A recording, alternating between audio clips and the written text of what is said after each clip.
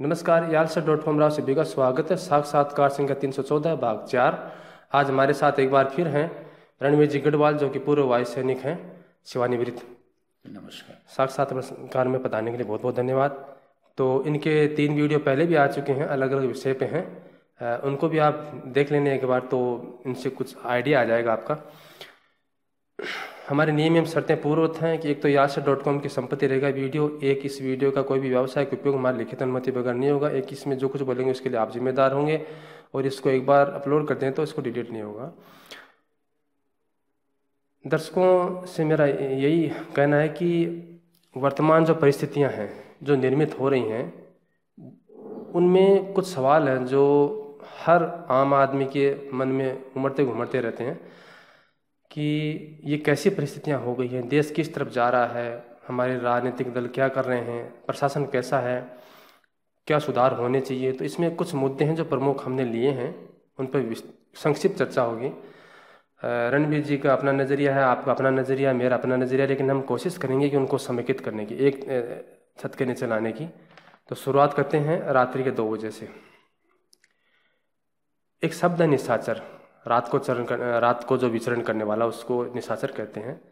अब हमारी सरकार जो है निशाचर हुई है। निशाचर कैसे मामलों में हुई, जैसे कि आपने देखा कि रात को 2 बजे मुख्यमंत्री के पद की शपथ दिलवाई गई, रात को 2 बजे जो है वो CBI हेडक्वार्टर में पुलिस भेज दी गई, 12 बजे GST लागू करवाया गया, 8 बजे बाद में नोटबंदी लागू करवाई गई।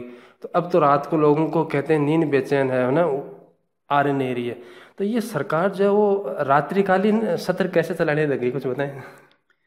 राजेश जी, मैं कोई खास आदमी नहीं हूँ, मैं भी भारत का आम नागरिक हूँ, और हम कोई समीक्षा और आलोचना करने के हकदार भी नहीं हैं, लेकिन नागरिक होने के नाते आपने जो मुद्दे उठाए हैं उनमें मैं भी अपनी बात जोड़ना चाहता हूँ। और वो इस प्रकार से कि आप गत 5 साल में देख लीजिए कि देश आज़ाद होने के बाद रात्रि में जिस प्रकार नेहरू जी ने आज़ादी का बुगल रात को ठीक 12 बजाया था, उसी प्रकार से हमारे देश के प्रधानमंत्री जी ने इवेंट मैनेजमेंट करने के लिए, चाहे GST हो, चाहे किसी भी प्रकार के हो, रात को 12 बजे 8 बजे नोटबंदी हो, ये तमाम प्रकार की बातें रात के अंधेरे में करते हैं। यहाँ तक इल्ज़ाम लगा है कि पाकिस्तान ने, हमारे शूरवीरों ने, योद्धाओं ने, वायु सैनिकों ने रात के ठीक 2 बजे स्ट्राइक किया जी। उसके बारे में भी आलोचना हुई कि रात में क्यों आई, वो दिन में क्यों नहीं आई। पाकिस्तान दिन में आ गए थे। हाँ, तो मेरा कहने का मतलब यह है कि छाती ठोक के हमारे प्रधानमंत्री जी ने जिस 56 इंच का जो विवरण दिया था, मैं आलोचना नहीं कर रहा हूँ, मेरा प्रधानमंत्री है, मेरे देश का प्रधानमंत्री है, लेकिन एक देश के प्रधानमंत्री ने जिस प्रकार से पद की गरिमा को गिराया है, उसमें मैं अपनी बात, किसी को, मेरे साथियों को बुरी लगे, लेकिन सच तो सच होता है। जी जी। 2014 के पहले बड़ी उत्साह के साथ हमने वोट दिया था जी। और जो 5 साल में जो मिला, और जो एक नागरिक होने के नाते हमें ये बातें उठाई जानी चाहिए जी। और आप जो प्रश्न उठा रहे हैं उनका बेबाकी से मैं जवाब दे रहा हूँ। मैं ना किसी राजनीतिक पार्टी से संबद्ध रखता हूँ, मैं एक सैनिक हूँ, और सैनिक देश का होता है जी। और किसी भी राष्ट्र में देख लीजिए, सेना को राजनीतिक टूल बना करके कोई सत्ता तक पहुंचने की कोशिश करता है, उस राष्ट्र का भला नहीं होता, कभी नहीं होता। क्योंकि देश की आंतरिक जो हमारा इंफ्रास्ट्रक्चर है, हमारी जो व्यवस्थाएं हैं, जो भाईचारा है, हमारी जो सामरिक स्थिति है, उसको अंदर से मजबूत बना करके हम देशों का मुकाबला कर सकते हैं। हम सैनिक हैं। अच्छा, एक चीज बात काट के कहता हूँ, जैसे कि लोग सेना को शेर से तुलना करते हैं, ठीक है, हमारा शेर, हमारा शेर। इनको ये भी पता होना चाहिए कि एक बार शेर जो नरभक्षी बन जाता है, मानव का खून लग जाता है, फिर वो वही शिकार करता है, उसे वही प्रिय होता है। तो जिन जिन देशों में सेना को आगे किया गया, सेना आगे आ गई, और जहाँ एक बार वो प्रक्रिया शुरू हो गई, तानाशाही की तरफ जाती है, तो उन देशों का तो वो क्रियाक्रम हो गया, वो तो नीचे चले गए, रसातल में चले गए। तो हम उस रास्ते, मतलब वो कहते हैं उंगली करने वाली सी बात है, हम उस रास्ते। देखिए, इसका सबसे बड़ा उदाहरण ये है कि पाकिस्तान ने सेना को आगे रख के, तो आज पाकिस्तान का क्या हाल है जी। जिस राष्ट्र, मैं बिल्कुल नजदीक में बात कहना चाहूंगा, हमारे देश ने सेना को कभी आगे नहीं रखा, ना। हमने विकास को आगे रखा जी। और हर चीज को अंदर की, हमारी धर्मनिरपेक्षता, हमारी जो पहचान है वो विश्व में अलग प्रकार की है जी। पाकिस्तान का बुरा हाल हो गया, जहां जहां वो शासक हैं उन्होंने सेना को आगे रख के काम किया। आज उसकी बहुत बुरी हालत है, सब जानते हैं इस बात को। और हमारी देश की सेना की तो चोट वो 2 दिन भी नहीं सह सकता जी। लेकिन जब पठानकोट के ऊपर एयरबेस पे हमला हुआ हमारे 4 सैनिकों के, तब एयरफोर्स ने इजाजत मांगी थी जी। उस वक्त आपको पता इजाजत नहीं दी गई। ठीक चुनावों के पहले ये एक बहुत अच्छी बात है, करना चाहिए। एक बार नहीं, मैं कहता हूँ 3 बार 4 बार उसकी कमर तोड़ देना चाहिए और दुनिया को एक दिखा देना चाहिए कि जब अमेरिका दूसरी जगह जाकर के कर सकता है तो हिंदुस्तान की एयरफोर्स में भी इतनी ताकत है कि वो चाहे जब तोड़ सकता है। लेकिन ये एक हल्का सा प्रयोग करके चुनाव के ठीक पहले इसके ऊपर हम सेना को इसी बात को कहता हूँ। कांग्रेस है, कांग्रेस की सरकार काफी दिन में रही है, लेकिन वो अर्धसैनिक बलों की पेंशन है वो पहले भी चालू कर सकते थे। अब वो चुनाव जब आ रहा है तब कह रहे हैं जी अर्धसैनिक बलों की पेंशन जो है हम वापस चालू करेंगे। देखिए 2004 में एक अधिनियम लेके आएगी कि किसी की पेंशन नहीं होगी, सिर्फ आर्मी, एयरफोर्स और नेवी यानी मिलिट्री वालों। अर्धसैनिक बलों की भी पेंशन नहीं होगी, उनको भी एनपीएस न्यू पेंशन स्कीम में लिया जाएगा। अब हमारे 44 भाई शहीद हो गए पुलवामा में, उनको भी पेंशन नहीं है। कितनी विडंबना है। 10 साल तक यूपीए गवर्नमेंट ने, कांग्रेस ने राज किया और बात तक उठाई नहीं संसद में उनको। आज चुनाव के पहले उनको ठीक याद आ रहा है। मेरा कहने का मतलब यह है कि जिस प्रकार से स्ट्राइक किया और सैनिकों के लिए अपनी राजनीतिक हथियार बनाया, एक झटके में ही मोदी जी ये कह देते कि सारे अर्धसैनिक बलों की जो एनपीएस है इसको पेंशन में कन्वर्ट किया जाता है, तब मैं इसका देश प्रेम समझता। जी जी जी। मेरा कहने का मतलब यह है कि सेना के प्रति ये जो राष्ट्रभक्ति का जो अच्छा, ये जो मतलब कोई सवाल पूछ लें जी स्ट्राइक ऐसा, हालांकि मैं भी पूरा देशभक्त हूँ, आप भी हैं, सब हैं जो निवासी हैं भारत के, किसी पे शक नहीं है। लेकिन अगर कोई ये पूछे कि इस तरह के जो समायोजन आपने किया उसमें कहाँ कुछ त्रुटि हो सकती है, इतना भी अगर कोई सवाल पूछ ले, वो एयर स्ट्राइक वो तो अलग बात है। अगर इतना भी कोई पूछ ले कि अपनी सेना के में कहीं कुछ कमी है क्या, कुछ बात में, कुछ समायोजन में, कुछ क्रियान्वयन में, तो भी कहते हैं जी देश से माफी मांगनी चाहिए, आपने सेना का अपमान कर दिया। देखिए मैं साफ साफ कहना चाहूंगा कि जब हमने इजराइल से लेजर बम लिए और उन्हीं लेजर बम का प्रयोग, तकनीकी हमारे पास नहीं थी तो इजराइल से खरीदी हमने जी जी, और उसका प्रयोग बालाकोट में किया। जब वही अफगानिस्तान में अमेरिका ओसामा बिन लादेन को वीडियो रिलीज कर सकता है, तो उसी तकनीकी को कहीं से खरीद करके भी वीडियो रिलीज करना चाहिए। नहीं, खरीदने की जरूरत नहीं है। क्या होता है कि विदेशों में जब चोर को पकड़ते हैं ना, तो आधे घंटे के अंदर हेलीकॉप्टर आ जाता है रात को, ठीक है, दिन में भी आ जाता है। तो उसमें क्या होता है, उनके पास जो है वो सेंसर वाले कैमरे रहते हैं जो नाइट विजन के रहते हैं, ठीक है। अब इंफ्रारेड कैमरे जो, उनमें क्या होता है कि रात को जो जहाँ जहाँ ब्लड रहता है, जिस इंसान में, जिस जीव में ब्लड रहता है उसका वो पूरा दिखता है, ठीक है। जहाँ जिसके सींग है, पूंछ है, उसमें नहीं हड्डी होती है ना, तो वहाँ वो चीज़ नहीं दिखती। बाकी जहाँ जहाँ खून होता है वो चीज़ वो दिखती है, ठीक है। घास हरा होता है तो वो दिखता है, ठीक है, ऐसे आग चीज़ दिखती है। तो वो तो मामूली तकनीक है। तो अगर नाइट विजन कैमरे होते हैं जो हमला करते हैं, मैं बहुत ही स्पष्ट कहना चाहता हूँ कि पाकिस्तान ने प्रश्न उठाया कि जी वो रात के अंधेरे में ऐसे ही बम डला के चले गए, तो हमको तुरंत वो वीडियो रिलीज करके उसका जवाब देना चाहिए था कि ये देखो जी। हमने कहने का मतलब है कि ना देश के अंदर ना विश्व में कहीं भी ये भी प्रमाण नहीं छोड़। जिस प्रकार अमेरिका ने वीडियो रिलीज किया, वैसे हमको भी वीडियो रिलीज करना चाहता था ताकि कांग्रेस का मुंह बंद होता। यूट्यूब भरा पड़ा है जी, अलग अलग। मेरा कहने का मतलब यह है कि उनका मुंह बंद करने के लिए एक सैनिक होने के नाते मैं तो ये कहता हूं कि हम देश के, हमारे राष्ट्राध्यक्ष की बातों का पालन करेंगे, आदेश का पालन करेंगे। धनोआ साहब ने कहा हमें टारगेट मिला, टारगेट को हमने हिट किया, वहां गिनने का काम हमारा नहीं है, नहीं। ये काम आपका है। आप इसको राजनीतिक टूल मत बनाएं, सिंपल बात है। ठीक।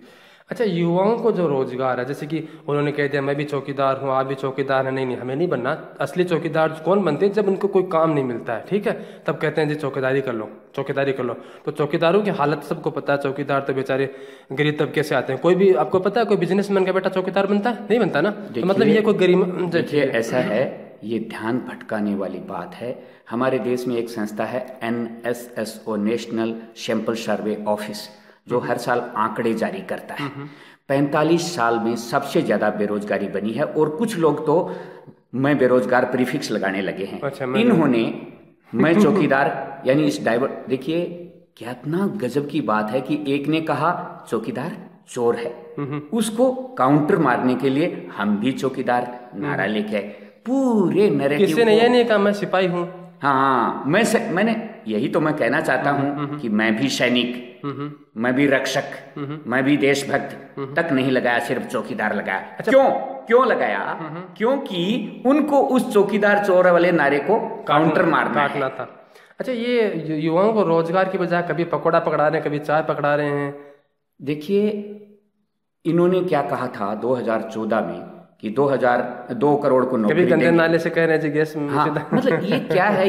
ये मेरे हिसाब से तो देश के प्रधानमंत्री ये समझते हैं कि पूरे राष्ट्र के युवाओं का ब्रेन वॉश हो गया और मेरी बात को वो मान लेंगे। जी जी।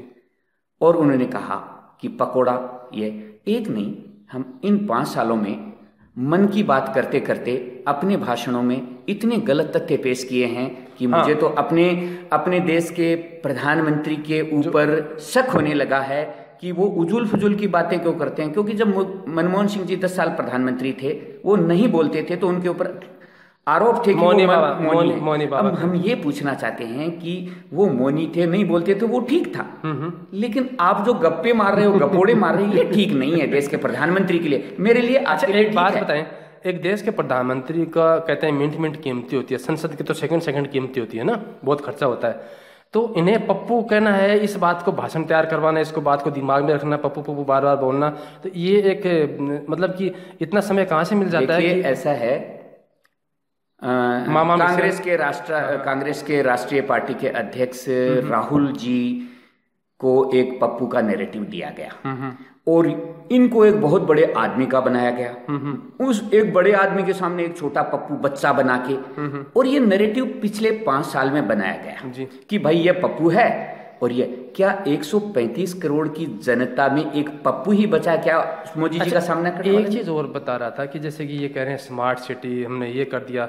मैं कहता हूँ जैसलमेर में आइए और एक छोटा सा मतलब एरिया लीजिए 2 किलोमीटर का, 5 किलोमीटर का, उसमें आप छोटी सी रेल बिछा दीजिए, छोटा सा जो बिजली का पावर स्टेशन लगा दीजिए, छोटा सा हॉस्पिटल, छोटा सा जो है वो बस स्टैंड, और घर बना दीजिए थोड़े से, और उसमें चारों ओर ड्रेनेज वगैरह सब पाइपें, वाईफाई वगैरह लगा दीजिए, और उसमें पानी भी थोड़ा बहुत ले आइए, ठीक है, और कह दीजिए हमने ये चीज़ें बना दी, इसमें सब कुछ सुविधाएं उपलब्ध हैं।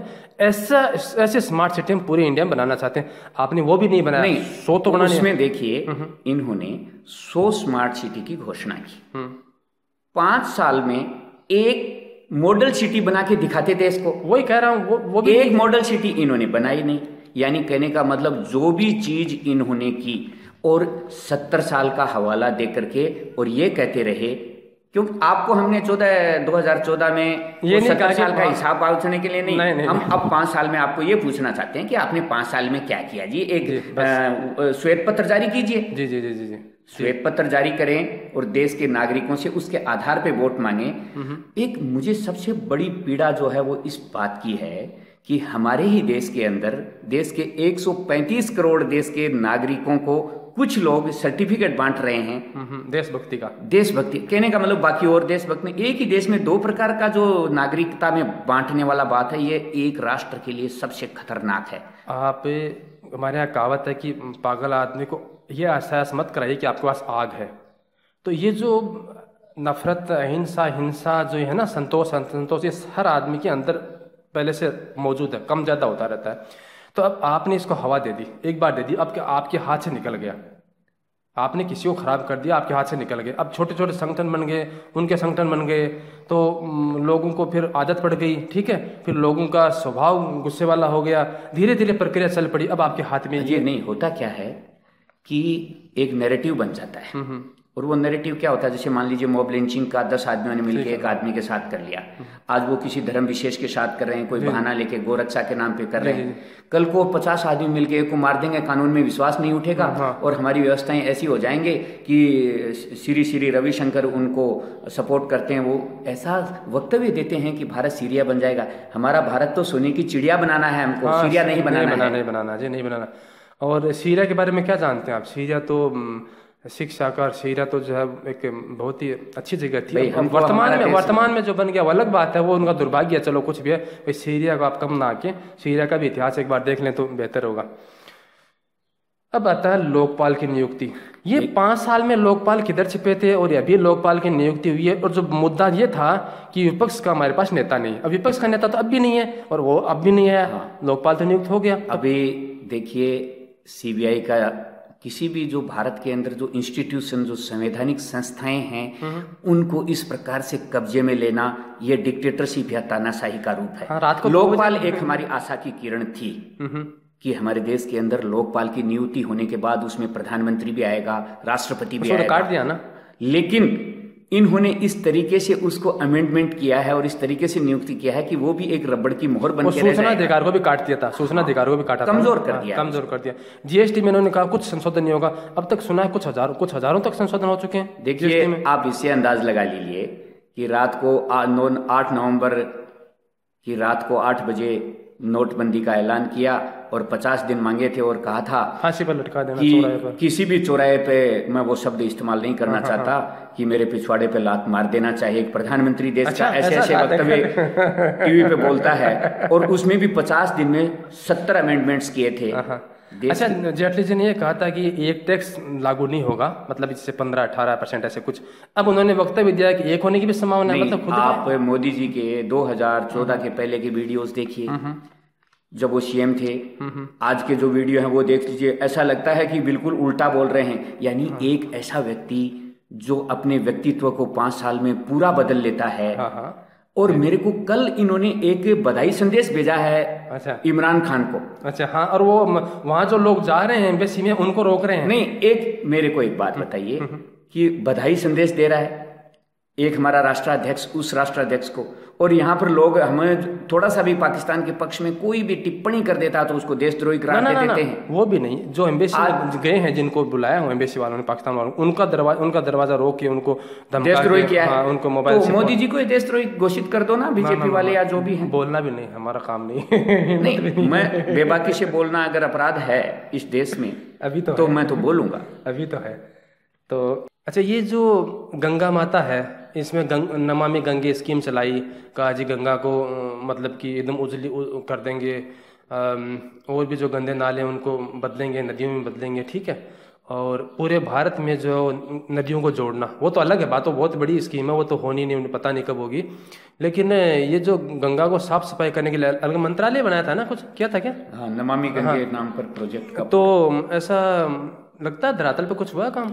देखिए, ऐसा है राजेश जी, इन्होंने इन 5 साल में जब सरकार में आए थे तब कहा था कि एकदम इसको उज्जवल, साफ और निर्मल बना देंगे गंगा को, क्योंकि गंगा माँ ने बुलाया है और बेटा आया है। हाँ, ऐसे जो इमोशनल्स आस्था के आधार पर ध्रुवीकरण करने के जो काम किए थे। लेकिन आज सबसे बड़ा प्रोजेक्ट, इतने एलोकेशन ऑफ फंड मिला गंगा के नाम पे, और मैं इसमें कोई अतिशयोक्ति नहीं यदि ये कहूं कि उसको भी चाट खाए, यानी कि कहीं दिखता नहीं है कि 5 साल में गंगा के लिए कोई प्रोजेक्ट में काम हुआ है जी। अच्छा, एक बात और बता रहा हूँ बीच में कि अभी जो है वो सर्वे, उसमें वो पता नहीं कौन सी संस्थान है कि कोई यूएन की है, पता नहीं, वो लिस्ट आई थी, उसमें बताया था कि जो टॉप 5 जो गंदे शहर है ना, दुनिया के गंदे शहर, दुनिया के प्रदूषित शहर, उनमें 4 तो इंडिया के हैं और एक जो फैसलाबाद है वो पाकिस्तान का है। फैसलाबाद पाकिस्तान का, बाकी हमारे फरीदाबाद, गुड़गांव है, दिल्ली, ये जो मतलब 4 बताए थे, पता नहीं कौन से, उन 4 में टॉप 5 में 4 हमारे इंडिया के हैं। तो बीजिंग का तो नाम ही नहीं है, वो आगे पीछे हो गया, जबकि वो सबसे हमसे प्रदूषित था ना किसी ज़माने में। तो हाँ। हम सबसे गंदे शहरों में तब्दील क्यों हो रहे हैं? देखिए, ऐसा है, एक फैसलाबाद कैसे आ गया, वो भी स्वच्छ भारत अभियान का नारा दे करके मोदी जी ने हर आदमी बड़े बड़े फोटो खिंचवाए, एक प्रेरणादायी देश के नागरिकों के लिए था। लेकिन स्वच्छ भारत के नाम पर शेष में इतना पैसा इकट्ठा किया, फिर भी यदि हमारे देश के नागरिकों में अवेयरनेस तो कम है, लेकिन फिर भी सरकार का दायित्व ये बनता है कि जो पैसा स्वच्छ भारत अभियान के तहत स्वच्छ शेष में इकट्ठा होता है उसका पूरा उपयोग किया जाता और उन शहरों को स्वच्छ बनाने में काम आता। अच्छा, एक ये जो बुलेट ट्रेन है, वो जो सपना आया कि बुलेट ट्रेन होनी चाहिए, मान लीजिए बुलेट ट्रेन अगर लानी ही थी कि भाई बुलेट ट्रेन तो हमें दिखानी है 2 साल में, 5 साल में, तो क्यों झंझट में पड़े बॉम्बे गुजरात के अपने राज्य को चमकाने के। हमारे राजस्थान के टीलों में भी अगर बुलेट ट्रेन 1 किलोमीटर पे चला के दिखा देते ना कि चलो भाई ऐसी बुलेट ट्रेन होती है, आप हिंडो, आप झूले लो, मजे करो, और इसको हम पूरे इंडिया में लेके जाने। हम मानते हैं कि भाई हाँ बुलेट ट्रेन इंडिया में कहीं ना कहीं चल रही है, 1 किलोमीटर भी चल रही है। अब उसका सुना जापान ने बहुत कम ब्याज पे, नाम मात्र की ब्याज पे में लोन भी दिया है, लेकिन लग रहा है ये, देखिए हम जब दुनिया की तरफ देखते हैं तो प्रत्येक भारतवासी का एक कल्पना होती है, एक सपना होता है कि हम भी उन देशों की कतार में खड़े रहें जी। लेकिन ये सब काम हमारे नीति निर्धारक जो ऊपर बैठे हैं वो ही कर सकते हैं, वो ही दूसरे देशों के साथ ये कर सकते हैं। लेकिन ये सिर्फ एक प्रचार बनाया और कहीं कोई क्रियान्वयन होने की आज तक कोशिश नहीं की गई। किसी को ना लगे कि मैं चुनाव के ठीक पहले कांग्रेस की भाषा बोल रहा हूं और सरकार की आलोचना कर रहा हूं, लेकिन एक भारत का एक नागरिक होने के नाते मैं कल वोट देने वाला हूं। हो सकता है मैं कल मोदी जी को ही वोट दूं, लेकिन मेरा यह दायित्व बनता है, मेरा धर्म बनता है, कर्तव्य बनता है और अधिकार भी बनता है कि चुनाव के ठीक पहले मैं भी जो है वो वोट पार्टी को देख के देता हूँ, कई बार पार्टी को देख के व्यक्ति को देख देता हूँ, तो मैं भी निश्चित नहीं हूँ किसको वोट दूंगा, ये मैं भी कह देता हूँ। आप बहुत अच्छी बहस छेड़ी है आपने और मैं उसमें शामिल होना चाहता हूँ और प्रत्येक व्यूअर से ये कहना चाहता हूँ कि हम अपने कीमती वोट देकर के देश के राष्ट्राध्यक्ष को चुनते हैं, संसद में भेजते हैं, तो हमारी कुछ अपेक्षाएं होती हैं और गत 5 साल में जो हमारी अपेक्षाएं थी, क्योंकि 2014 में मैंने मोदी जी को वोट दिया था, उनके नाम पे वोट दिया था, आज पुनः 5 साल बाद में आकर कहते हैं कैंडिडेट छोड़ दीजिए, मोदी जी को वोट दीजिए, तो मेरा यह हक बनता है कि मेरे उस कीमती वोट के लिए आपने कितनों को रोजगार दिया, जो आपने मैनिफेस्टो में लिखा था उनको कितना क्रियान्वयन किया, धरातल पे उतारा, कितनी मन की बात करी उसको। अब मेरे कभी कभी मन में आता है कि उनके मन में खोट तो नहीं है जी। तो अब मेरे सामने एक प्रश्न चिन्ह होता है, मैं धर्म संकट में हूं कि मैं वोट उसी पर आता हूँ। इनके मूल मुद्दे क्या थे पता है, जिनकी बदौलत ये बीजेपी ऊपर आई, दो आदमियों से ऊपर आई ना बढ़ के, ये क्या थे, राम मंदिर, धारा 370, 35A, अखंड भारत, है ना, और पाकिस्तानी लोगों को नागरिकता देना और उनको जो पाकिस्तान को अपना आप समझते हैं उनको पाकिस्तान भेज देना, ऐसे ऐसे उनके ख्याल थे। तो इनमें जो राम मंदिर 370, 335 से अखंड भारत, ये कितना सफल हो पाया है? देखिए मुझे अब लगने लगा है, मैं कट्टर बीजेपी का समर्थक था, लेकिन इन 5 साल में मैंने ये पाया कि जो मुद्दे लेकर के ये आए थे, चाहे राम मंदिर का हो, चाहे 370 का हो, चाहे 35A का हो, ये इतने इमोशनल हैं कि कोई भी आदमी उसमें बह जाता है। मैं भी बहा था, लेकिन जब उसका प्रत्युत्तर स्पष्ट बहुमत मिलने के बाद भी नहीं मिला तो मुझे ग्लानि हो गई कि शायद पहले वाले थे वो ऐसा तो नहीं करते थे, झूठ तो नहीं बोलते थे। अच्छा, एक ये जो यूटर्न को एक कला, जैसे हमारे यहाँ यूटर्न मतलब कि जो है बात को पलट देना करना, मतलब ऐसा कहावत है कि चीन के किसी मैंने बुरा मत मानना चीन वालों भी, लेकिन मैंने कहीं पढ़ी है कि चीन के किसी आदमी पर विश्वास नहीं करना चाहिए, वो 360 डिग्री में वो घूम जाता है, ठीक, ऐसा मतलब उनके जासूसों की बात है, आम आदमी की बात नहीं है, उनके जासूसों की बात है।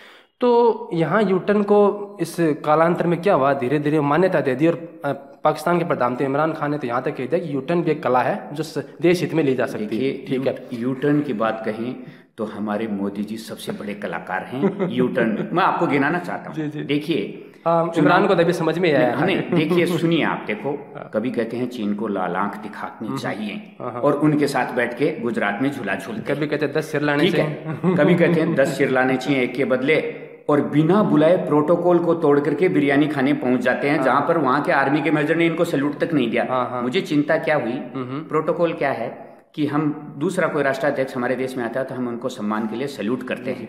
पाकिस्तान में मोदी जी को सैल्यूट भी नहीं किया गया, अपनी माँ के लिए साड़ी लाते हैं, उसकी माँ के लिए शॉल भेंट करके आते हैं, जो हमारे प्रोटोकॉल में मतलब अचानक बिना बुलाए चले जाना, इसको यू टर्न कहते हैं। यू टर्न क्या होता है, देखिए कि अपनी माँ को मार्केटिंग के लिए एक प्रधानमंत्री नोटों की लाइन में लगाने के लिए फोटो खिंचवाए, ये क्या है?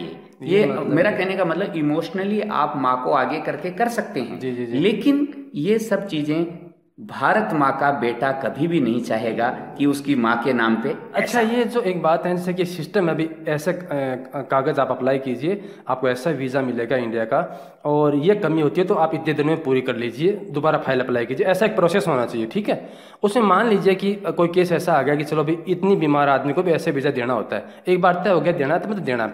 वैसा ना हो कि एक व्यक्ति एक विशेष के द्वारा नहीं लिया जाता, वो भी ट्विटर के ऊपर कि भाई ऐसे वीज़ा दे दो, ऐसे दे दो, ऐसे दे दो। और जैसे कि क्या होता है कि पूरे रेल, वहाँ मैंने एक वीडियो देखा, उसमें एक आदमी मरा पड़ा है रेलवे प्लेटफॉर्म पे, पुलिस वालों के पास जाके वो कहता है जी ये सुबह से मरा पड़ा है, रात को इसको संभालिए। पुलिस वाले उसको हाथ नहीं लगा रहे, कर हाँ देखें देखें वो आदमी आएंगे देखें। मतलब कि ऐसे हालात हैं। और आप कह रहे हैं ट्विटर पर जो है हमने ये कर दिया वो कर दिया, जब वो करते चलो अच्छा है, आप शिकायतों का निवारण कर रहे हैं, लेकिन ज़रा धरातल पर भी कुछ होना चाहिए ना। देखिए आपको भी हमारे देश में एक संचार क्रांति आई है और ये जो आज का माहौल है इसमें हमने प्रगति की है, लेकिन ये कुछ ही लोगों तक सीमित है और उसका दुरुपयोग भी हुआ है। जैसे चुनाव के माहौल में इनकी ट्रोल आर्मी बना रखी है, बाकायदा पेड है। हाँ, पूरी पूरी बिल्डिंग किराए पे है। हाँ, और 5 साल में खरबों रुपए लगा करके इन्होंने अपनी बिल्डिंग्स खड़ी की हैं, अपना चुनावी कार्यालय खड़ा किया है। तो एक प्रश्न चिन्ह तो खड़ा होता है कि ये पैसा आया कहाँ से। एक मुझे भी ऑफर आया था छोटा सा आया था, लेकिन मैंने मना कर दिया जी। मैंने कहा हम इतने बड़े नहीं हैं। अच्छा, इनके जो ये बाई प्रोडक्ट मतलब सह उत्पाद कहते हैं, जैसे कि पेट्रोलियम को हम संशोधित करते हैं तो लास्ट में डामर बचती है ना, और भी कई मोम वगैरह आते हैं उसमें। तो क्या है कि हमें क्या करना है, इनके वो बाई प्रोडक्ट आपको गिना देता हूँ। जैसे फेक न्यूज़, मतलब कि नकली न्यूज़ है वो प्रसारित करना, ठीक है। जैसे कि आपको 2 उदाहरण बताता हूँ। एक तो ये जैसे कि वो आलू से सोना बनना, वो राहुल गांधी की बात नहीं थी, वो इनके ही माननीय की थी। आपको पता है कि इनकी थी, ठीक है ना, हमारे देश के सर्वोच्च आदमी की थी। अच्छा, वो राहुल गांधी की नहीं थी। एक ये जो पानी से बिजली खींच लेंगे, ये अशोक गहलोत की नहीं थी, ये इन्हीं के बीजेपी नेता ने कहा था एक फिल्म के डायलॉग को देके। ये दोनों आदमी वो उद्धृत कर रहे थे, वो बात बता रहे थे कि ऐसा ऐसा उन्होंने कहा है। लेकिन अभी भी इनके बड़े बड़े नेताओं के ऑफिशियल पेज पे वही वीडियो लगे हुए हैं, काट के एडिट किए हुए। इसको मैं थोड़ा क्लियर कर देना चाहता हूँ, दर्शकों को ये ना लगे कि हम किसी पार्टी विशेष का पक्ष ले रहे हैं। हम सिर्फ और सब ये स्पष्ट कर देना चाहते हैं कि ये फोटोशॉप का प्रयोग करके और इस तकनीकी का प्रयोग करके किस प्रकार से भ्रांतियां समाज के अंदर फैला रहे हैं और किस प्रकार से हमारे युवाओं का ब्रेन वॉश कर रहे हैं। ये हमारे देश के युवाओं के साथ बहुत बड़ा घात है, क्योंकि जिन युवाओं को हमारे देश के अच्छे नागरिक बनने चाहिए थे उनका ब्रेन वॉश किया जा रहा है। ये इनकी रणनीति का हिस्सा है। क्योंकि ये ऐसा है कि जैसे रूस वाले मान लो कि अमेरिका की जो है वो हैकिंग करते हैं, तो अमेरिका वाले चुप नहीं बैठेंगे। कोरिया वाले हैं तो कोरिया वाले करेंगे। ऐसा क्या परस्पर होता है। तो अगर आप बीजेपी वाले करेंगे तो कांग्रेस वाले भी कर रहे हैं, कांग्रेस वाले करेंगे बीजेपी वाले। मैं राजेश जी इसमें इतना ही कहना चाहूँगा कि आपके चैनल के माध्यम से मैं हमारे देश के मासूम युवाओं को ये अपील करना चाहूँगा कि हर बात का विश्लेषण करें, समझें, उसके बारे में जानकारी हासिल करें, सीधा सीधा विश्वास नहीं करें। अच्छा, और जिन दोस्तों ने व्हाट्सएप यूनिवर्सिटी और फेसबुक यूनिवर्सिटी में एडमिशन ले रखा है उसको अपने आप से एग्जिट करें। जी जी, एक चीज़ और है, जैसे कि इनके राष्ट्रवाद पर सर्टिफिकेट है और अंकुश अभिव्यक्ति पर तानाशाही है। जैसे कि इस आदमी की सभा यहाँ होने देनी, वो जो शासन है उसकी वहाँ नहीं होने देता है। जैसे कि कलकत्ता में इनकी नहीं हो रही, यूपी में ये नहीं होने दे रहे, इसको यहाँ नहीं मिलने देना। और ये जो ये राष्ट्रगान है, गाना है, ये वैलेंटाइन है, भीड़ का हमला है, मॉब लिंचिंग जिसे कहते हैं, पत्रकारों को निष्कासन है। देखिए राजेश जी, मैं यदि ममता जी बंगाल में बीजेपी को नहीं करने दे रहे हैं तो वो बहुत गलत बात। हाँ, एकदम गलत है। और प्रत्युत्तर में ये रिटेलिएट करते हैं, आक्रमण करते हैं। ये एक स्वच्छ और स्वस्थ लोकतंत्र की परंपराओं के अनुकूल नहीं है। अभी अखिलेश यादव को उस यूनिवर्सिटी में कहा था, बुलाया था, वो जाने नहीं दिया। हाँ, मैं जो बात आपके जहन में लाना चाहता हूँ, आपने प्रिय दर्शकों के सामने जो पेश करना चाहता हूँ वो क्या है कि हमारा देश जब लोकतंत्र मजबूत होगा तो देश मजबूत होगा। जी जी। अगर इसके अंदर टकराव की स्थिति आएगी, इनके मॉरल जो नैतिक दायित्वों को निभाने के लिए हमने इनको संसद में भेजा है, हम इनको आदर्श मानते हैं, तो ये जिस प्रकार का माहौल पैदा कर रहे हैं हम इनसे क्या सीखेंगे, आने वाली जनरेशन क्या सीखेगी। इसलिए यह जरूरी हो जाता है कि हमारे लोकतंत्र को मजबूत करने के लिए ये जो काम कर रहे हैं, आज़ादी की अभिव्यक्ति के पे अंकुश लगाना, ये किसी जमाने में हिटलर क्या करता था। एक बात मैं बता देता हूँ, हम दोनों के पास ऐसा कुछ नहीं है जो CBCID CI वगैरह वगैरह NI वगैरह लगे, है ना। तो हम इससे निष्फिक्र, हम छोटे आदमी, इसलिए बड़े आदमी होते तो हम भी डरते। क्यों जी, दोनों डरते हैं। ऐसी बात नहीं है। हमारे राष्ट्र के विरोध में एक शब्द भी हमें बोलना नहीं चाहिए, नहीं बोलेंगे, क्योंकि मेरी रगों में 20 साल तक सेना में रहा हूँ, इसलिए वो खून है। शायद उनकी रगों में वो नहीं है। मेरा एक दोस्त है, ठीक है, वो मुझे कहता था कि हम पाकिस्तानी है वो कहता था कि हम दिल्ली आएंगे, कभी लंच कर लेंगे वगैरह। मैं उसे एक ही जवाब दिया कि आप कर लेते, लेकिन मैं पैदा हो गया क्या करूं। आप ऐसा कर लेते लेकिन मैं पैदा हो गया, और जब तक मैं हूं तब तक ऐसा असंभव है। तो ये जो है ना, अब हम बाहर मिलते हैं, बातें करते हैं, तो सब बातें वही होती हैं। हम भी देश का प्रतिनिधित्व करते हैं, हम भी देश को नहीं चाहते कि कहीं नीचा देखना पड़े, और अपनी अपनी जगह सारे अपने अपने तरीक़ों से उसको डिफेंड करते हैं, वो अलग बात है। लेकिन आप कौन होते हैं, मतलब कि किसी का चरित्र आंकने वाले? आप कौन होते हैं किसी के जो है निजी मामलों में दखल देने वाले? भाई इसका भी कर लो, इसका भी कब्जा कर लो, यहाँ भी तानाशाही कर लो। कोई पत्रकार है, अगर कोई कार्यक्रम आपके खिलाफ चला रहा है तो आप उसके सिग्नल कमज़ोर कर देते हैं, विज्ञापन हटवा लेते हैं, वो चैनल वाले से धमका के उसको निकलवा देते हैं। ऐसा मतलब कि अपने नहीं, ये बात जो है, ये आज मेन स्ट्रीम मीडिया पे कब्जा करना, देश के आम नागरिक तक एक नैरेटिव पहुंचाना। जी जी। अभी ऐसा बताया कि जो चौकीदार खड़े किए वो भी इनकी स्पेशल एक कंपनी के चौकीदार थे, जो कह रहे जी चौकीदार का काम अच्छा है वगैरह वगैरह। देखिए, अगर चौकीदारों को ही इनको प्रेम है तो मैं तो ये कहना चाहूंगा कि उन कंपनीज के ऊपर एक्शन लें जो 15,000 के ऊपर साइन कराते हैं और 10,000 देते हैं। जी जी। अच्छा, अगली बार क्या बनाएंगे लोग अगर बाय द वे आ जाते हैं तो? इनके जो खुराफाती दिमाग हैं वो काम कर रहे हैं, पहले से तय कार्यक्रम होता है, इन्हें सोच रखा है। हाँ, देखिए क्या होता है कि मैं कई बात आपकी कहना चाहूंगा। जैसे भागवत जी ने कहा कि हमारे जो आरएसएस के हैं उनको 3 दिन लगते हैं जी तैयार होने में, सेना को 6 महीने लगते हैं। ओहो। अगर ऐसा था तो फिर स्ट्राइक हमसे क्यों करवाई, उन्हीं को भेज देते। नहीं, एक चीज़ और भी थी कि ये तो हमसे पुराने हैं ना। हाँ भाई, ये जो भारत आजाद हो उससे पहले का इनका संगठन। भाई, भारतीय सेना के ऊपर भागवत जी ने टिप्पणी की, भागवत जी का तो चेला है। वही तो कह रहा हूँ ना, हमारा 1947 में आज़ाद हुआ, उससे पहले इन लोगों का संगठन बन चुका था 23-25 के आसपास ना। तो ये फिर तो इतने दमदार थे तो पाकिस्तान हुआ ही नहीं। मैं मोदी जी से एक ही प्रश्न पूछना चाहता हूँ कि जब भागवत जी ने ये कहा कि सेना को तो 6 महीने लगते हैं और हमारे को 3 दिन ही लगते हैं आरएसएस वालों को, जी जी, तो उस वक्त मोदी जी हमारी सेना को किस लिए ऑर्डर दिया इन्होंने? आरएसएस वालों को, भागवत जी को कहते कि भेजो ना उन आतंकवादियों को स्ट्राइक करने के लिए। हाँ, अब तो भाई ये पब्लिक डोमेन में है ना कि भागवत जी ने ये कहा था। जी, मुझे पता है कि हमारे इन आरएसएस वालों को 3 ही दिन लगते हैं जी तैयार होकर के सेना से मुकाबला करने, दुश्मन से मुकाबला करने के लिए। अब ये दुश्मन देश के अंदर है या बाहर है? इनको भाई हमारा काम सिर्फ है देश की रक्षा करना, देश की सीमाओं की रक्षा करना, थल सेना को हम एयर की रक्षा करेंगे, नेवी करेगी, किसी भी शर्त में, चाहे बीजेपी की कांग्रेस की गवर्नमेंट हो, हमें कोई मतलब नहीं, हमें आदेश मिलेगा हम देश की रक्षा करेंगे। लेकिन देश की सेना को राजनीतिक टूल बना करके अपनी सत्ता पे बने रहना क्या उचित है? क्या अंत में अपनी बात को समेटते मैं ये कहूँगा, हमारी सेना बहुत ही परिपक्व है। हमारी सेना का जो ढांचा है वो इस हिसाब से बनाया गया है कि वो एकदम अपने हिसाब से काम करिए, और राजनीति में कोई लिप्त नहीं है, निर्लिप्त भाव से। और उम्मीद करूंगा कि ये बड़े जो अफसर वो सब समझते हैं सब बातें। येदियुरप्पा जी ने कहा ना वहाँ स्ट्राइक, पुलवामा के अटैक के बाद बोला जो सीटें हमारी हैं वो 22 तो बढ़ गई हैं पुलवामा अटैक होने। वो तो 1800 करोड़ का मामला ऐसे कुछ सुना सामने आया है। नहीं, येदियुरप्पा जी ने पहले ये किया।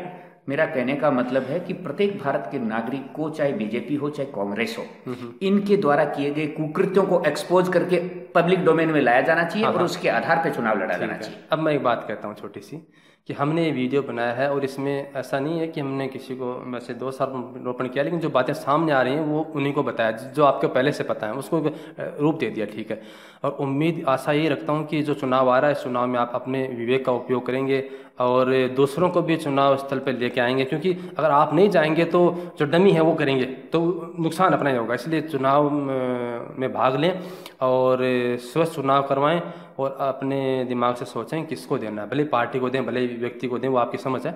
और उम्मीद करूंगा कि शांतिपूर्वक चुनाव होंगे, क्योंकि हमारा देश सबसे बड़ा है इस मामले में। 90 करोड़ लोग बता रहे हैं चुनाव में भाग लेंगे इस बार पहली बार, तो ये एक बहुत बड़ा यज्ञ है, हवन है, तो इसमें हमें जो अपनी पूर्णाहुति देनी है। राजेश जी की बात में मैं अपनी बात और जोड़ते हुए ये भी कहना चाहूँगा कि युवा खास करके हमारे राष्ट्र को आगे बढ़ाने के लिए सोच समझकर बहुत ही मतदान करें। इसको ये ना समझें कि किसी के पक्ष में अपील है, लेकिन हमारे राष्ट्र को मजबूत करने के लिए, हमारे देश को मजबूत करने के लिए लोकतंत्र को मजबूत करना जरूरी है, और लोकतंत्र को मजबूत करेंगे तो हमारा राष्ट्र अपने आप स्वतः ही मजबूत होगा। हमारे प्रधानमंत्री को शुभकामनाएं, हमारे पत्रकारों को शुभकामनाएं, हमारी सेना को शुभकामनाएं, क्यों जी, पूरे देशवासियों को शुभकामनाएं इस महायज्ञ में। और वो कौन सा नारा है? जय जवान जय जवान, जय किसान, जय विज्ञान। क्यों बोला? भारत माता की जय।